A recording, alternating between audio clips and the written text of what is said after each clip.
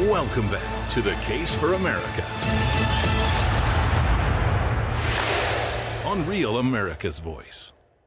Welcome back to The Case for America. I'm Trennis Evans. We've been speaking with Joby Weeks, a cryptocurrency titan entrepreneur, never convicted, never tried, yet treated as a criminal. His story continues here. I've got to ask a question.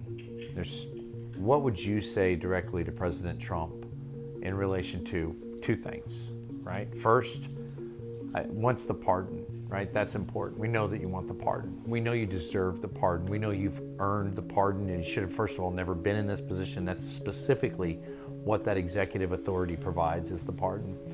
But what would you say to him about preventing this from happening to someone else, to the next guy?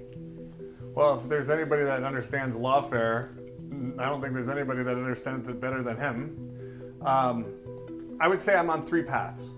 I'm on case dismissed with the judges, which these judges are horrible. The court's totally out of order. I had to file 2 writ of mandamuses on Judge Checky just to act, asking the Third Circuit Court of Appeals to actually go down and tell her to act. I mean, this is her job, her one and only job, and she just ignores.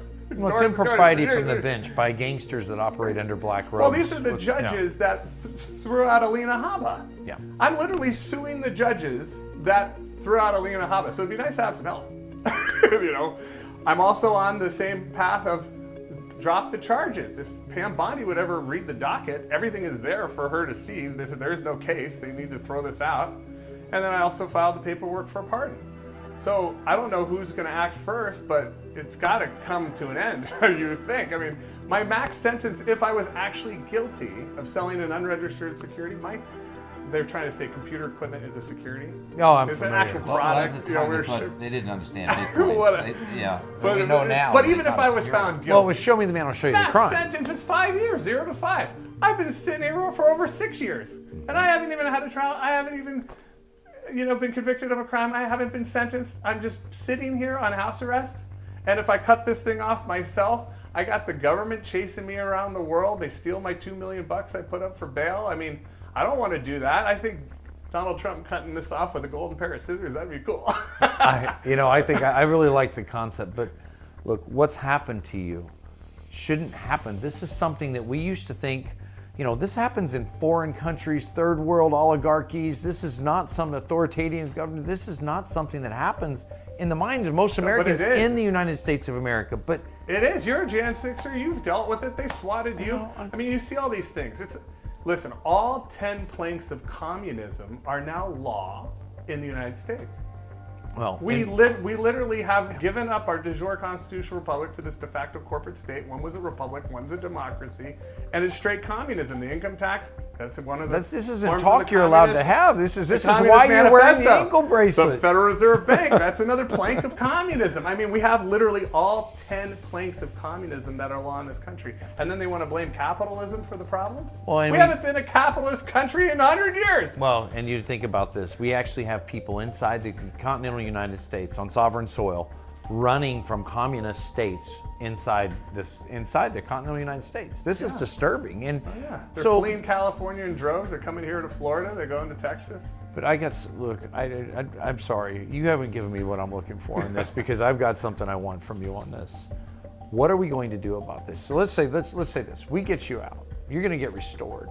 What are we going to do to make sure this kind of thing doesn't happen to the next person? What can we do collectively? What is the effort? Do you just walk away and, I've had enough. I've fought my fight. I did my best, and I'm going to ride off into the sunset. I'm going to wake surf away into the sunset. Where does it go? The thought crossed my mind. I have been in this battle for 25 years, and my wife would prefer that I stay home, raise my son, and I've got a 7-year-old daughter named Liberty. And maybe get into politics after they're grown and out of the house. But I have a drive within me. My family, they were officers in the American Revolution. My great-grandfather was Secretary of War under Presidents Harding and Coolidge.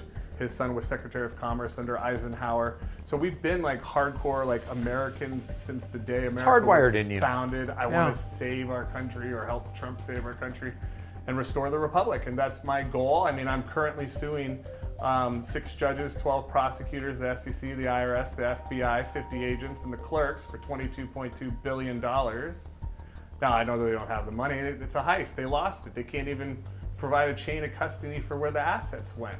So my thought is, look, you guys keep the money. Keep all the Bitcoin. You stole $1 billion in computer equipment. I don't know where that's at. Keep it. Give me back tax credits. So that's my goal. Get $22 billion in tax credits. I'll sell those for 90 cents on the dollar. That leaves me with $20 billion. I love this country so much, I'll chop that in half. I'll put $10 billion in a super PAC that guarantees, literally, that no Democrat will win for the next 50 years. I'll put the other $10 billion, fund Liberty Capital, which will actually bankroll companies that will make America great again, and then I'll probably run for office myself. I mean, I'm pissed at what has happened to me and what happened to you and all these people that, are targeted. That it's unjust. If you can't produce a victim, then there is no crime. We'll have more with Joby Weeks and attorney Peter Tickton in just a moment. And later, Joby wasn't the end. Ahead, a second case that shows just how far this corrupt system will go. We'll be right back with more of The Case for America on Real America's Voice.